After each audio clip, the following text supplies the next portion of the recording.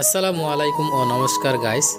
আজি ব্লগটো আৰম্ভ কৰিছোঁ বজাৰৰ পৰা, বালুগাঁও বজাৰৰ পৰা। অৰ্থাৎ আজি বুধবাৰ, বালুগাঁও বজাৰ হৈ আছে আজি।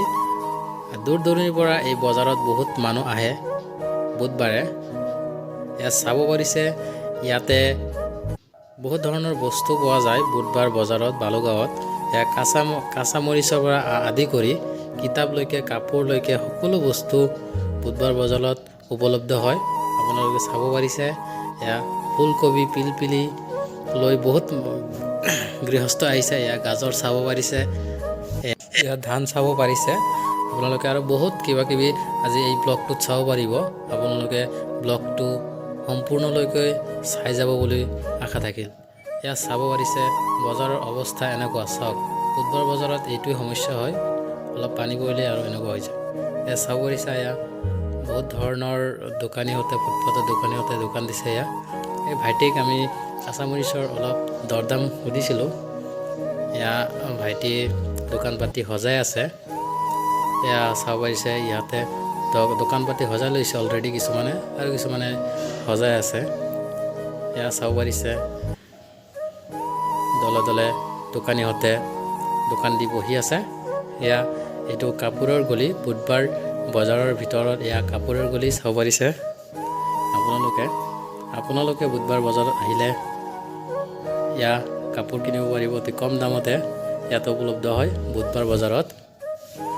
এয়া চাব পাৰিছে, এইবিলাক চব কাপোৰৰ গলিৰ দোকান হয়।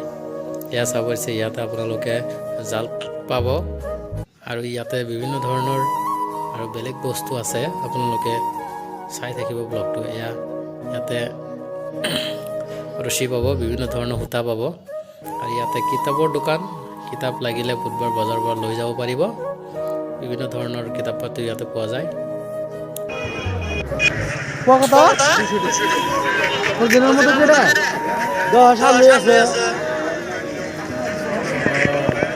তাতে অলপ মধুৰ দৰদাম কৰিলোঁ, আৰু ইয়াতে আহিছোঁ।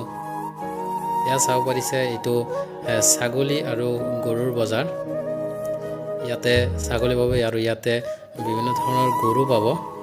যদি গৰু কিনিব বিচাৰে তেনেহ'লে বুধবাৰ বজাৰত আহিব পাৰে। এয়া চাব আহিছে মুৰ্গীৰ বজাৰ। এইটো মুৰ্গী বজাৰটো ৰাস্তাৰ নেশ্যনেল হাইৱে 15 লগতে আছে।